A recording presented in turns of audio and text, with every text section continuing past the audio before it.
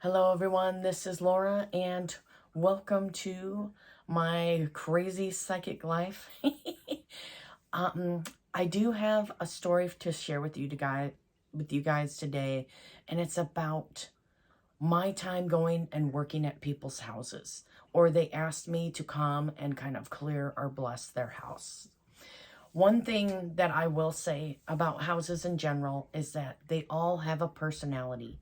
And based off of the people that live in them, it can be kind of funny.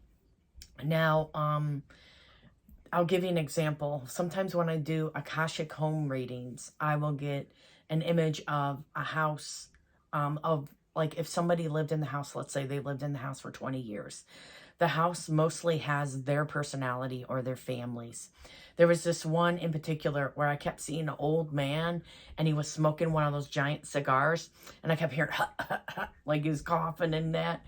And then somebody else moved in and they were asking me, okay, there's weird energy in the house. I keep smelling smoke and stuff like that, and so I saw this old man and he was walking around, and I saw the spirit of the old man, that he still is kind of caretaking the house. And when we realized that, she kind of went into the history to look who was the owners and stuff like that. And I kept seeing this particular older gentleman, and he was wearing like a wife beater shirt. I know, the lack of a better term, though, white tank tops, I guess. And he came up in the records, and then she kind of went back and looked at, she's like, here's the photo of him, I found one, and it was that guy.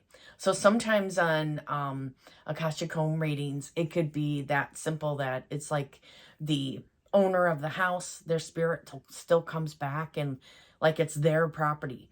I've seen this at I did a reading for a lady. She came on. I used to work at the Theosophical Society in their bookstore. I was doing reading. I was one of their readers. And this lady came in, was telling me about this property and how everybody was getting sick and they were feeling like they were harassed for the house. And I started tuning in and seeing all these different Native American things happening. And I just started telling her what I was seeing, and that the land was not happy that there was a house there, that there was something that was sacred on that site where the house was built. And that's why the energy was really crazy. There was also elementals. Now, this is a big thing with house readings also, the nature spirits. So depending on who you ask, it could be different for everybody, okay? But this is what I get with my abilities, is that the angels have regions of earth that they kind of oversee, and then there's nature spirits. So that could be associated with fairies, different things like that. And then we have like these diva spirits that maybe they are like think of them like the supervisor over this land. And then they have all these other beings under them. Well, anyway, they can become upset if the land is being used improperly. And so the whole reading was about all these beings and the energy of the Native American spirits not being honored. And so what they told me to do was for her to go and commune with these spirits, bless the land, do things to honor the land. And she did tell me that things calmed down, but there was so much energy on the land that her family ended up moving in the end. So you have to think about, when you buy a home, I need to know everything about who lived in it, what's the history, if somebody died or got killed in it. That's all important things, because you could be like, oh wow, this house is really cheap and it's in a great location. Why? Sometimes you really want to know, either they have a lot of electrical problems, a lot of different issues going on, or there's something else happening with the history that they, don't want to tell you.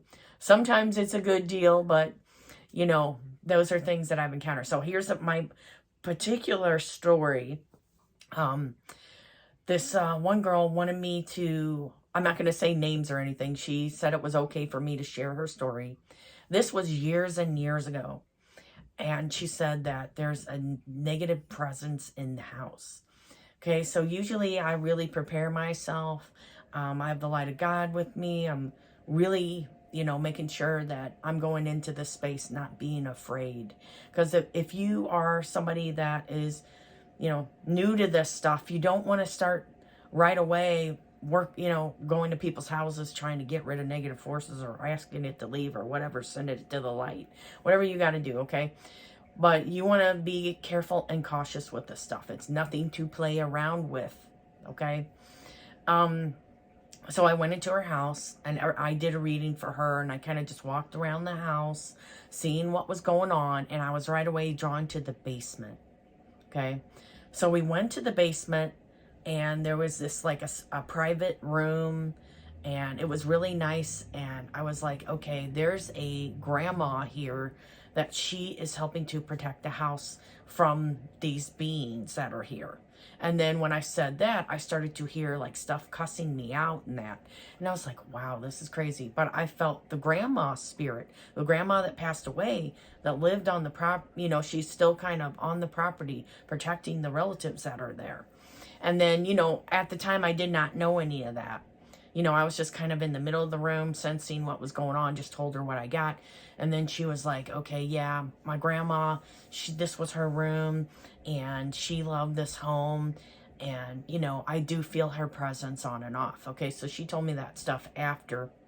And then, so there's a lot of connections with like people that passed away were protecting her and her family from what was in the home. Like the home apparently had people that were heavy into drugs, were doing like illegal stuff. Like the history of the home before her had all this weird dark stuff being done in it. And the energy kind of built up in the home. Now, we went up into the garage and everything got louder. And I was like, wow, a lot of negative, weird stuff was done in this garage. And there was like stuff written on the walls and all kinds of, crazy things. I was just like, okay, I'm going to get out of this garage. I'm going to go into the main part of the house. We're just going to kind of clear, cleanse, and bless the house. And I saw the angels come in and they kind of, went in and like kind of sweeping motion, sweeping the place. So I actually saw them come in. They were blessing it, clearing it. That spirit was anchored in the home. So that was something where, at that time I had done a couple of homes and I was just gaining experience on how to do these things. And I realized that I don't need to come to these homes to clear them. That sometimes that could be toxic to me. So for anybody listening to this and you're new to this type of stuff, or, you may have your own techniques if you're a professional. Needless to say, the home was cleared, but there was a lot of weird stuff. Like I was hearing something cuss at me, telling me to leave. This lady had like Bibles around the home. It was just a weird energy. Yeah, so those are a couple of the stories. I did have stuff where, people, I would just do a reading for someone and then pick up, oh my gosh, your home. You got to clear your home. There's something going on in your home. And I'm seeing this in the corner of the room or whatever, But yeah, those are kind of some stories about the homes, things that I've done with the homes. I'm not somebody, I don't do like home clearings and stuff like that on a regular basis, just because of the fact of the stuff I mentioned. Sometimes it's spirits that they're in a loop. There's an echo of history, and they're just repeating a loop, and sometimes they're not aware, and, you can remind them, hey, open your heart to the light of God, and, you can guide people back, and things like that, if they're kind of in a loop or they're stuck, or, I've seen it also where spirits are just waiting to go. Maybe it's not their time and they've been sitting at the spot for a while. I don't know all the reasons of everything that I see, but I'm learning along the way. But I do see that the angels tell me that God does not forget anyone. You know, sometimes there's a history connected to a person, something that they need to release that they believe about themselves and others. And then all of a sudden the light appears and they kind of go into it. But it can be different for everyone. It's like so many different experiences related to homes. And whenever I'm traveling, I always try to make sure that I'm cleansing and sending all my positive forces ahead of me to the hotel, Airbnb, wherever I'm going, blessing, cleansing, everything before I even get there. I did have, we were traveling. This is leading into another story. We were staying at different hotels, kind of doing a cross-country thing with roller coasters. And we stayed we were in New Jersey, an area in New Jersey. And we were going to go to this roller coaster park. And that night, it was by a graveyard. And I was like, oh no, great. But needless to say, something happened to the person in that room. I felt them, like parts of their body being cut and that. And I was just like, let's get out of here. That was before I knew I had the common sense to clear and bless everything. Sometimes, there are spirits that are in certain rooms and they're benevolent. They just want to hang around. They're tied to the room. Maybe they pass in the room, whatever the case may be.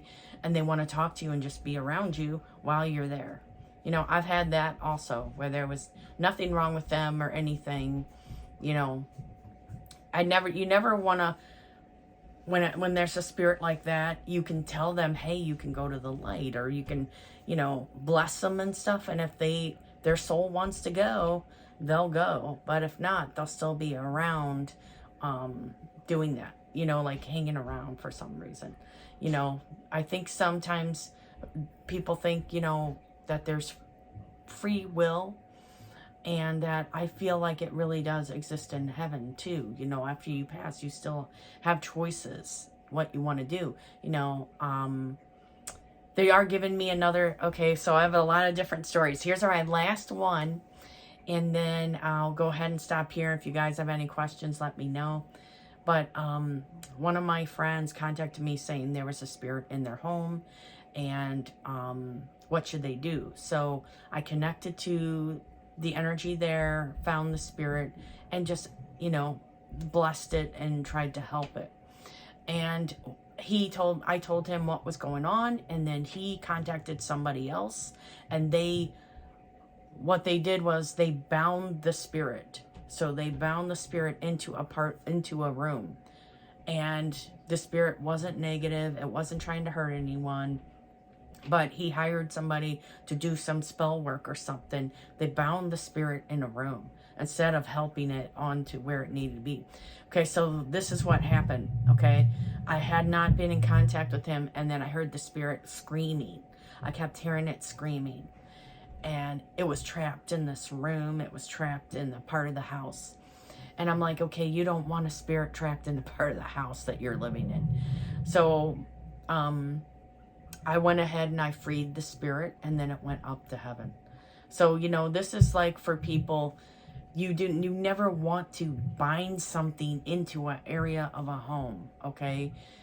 All it does is the spirit can be miserable, and for sensitive people, you'll hear that, what's going on. So for future reference, you always want to, if there's something in your home and you are afraid of it, okay, don't sit there and talk to it or cuss it or tell it you're afraid of it. Don't even talk to it. Call in Archangel Michael, call in God. You could read certain passages of the Bible for Archangel Michael where it's bringing things, delivering the light in, clearing stuff out. Those are really good, okay? You want to close all, like sometimes there's portals open in homes also. So you can even close the doorways to other dimensions, gateways, portals that are around me. Okay, so you can say that. also that can close up like anything that's been trying to come through. And with that, I'm going to go ahead and stop here and take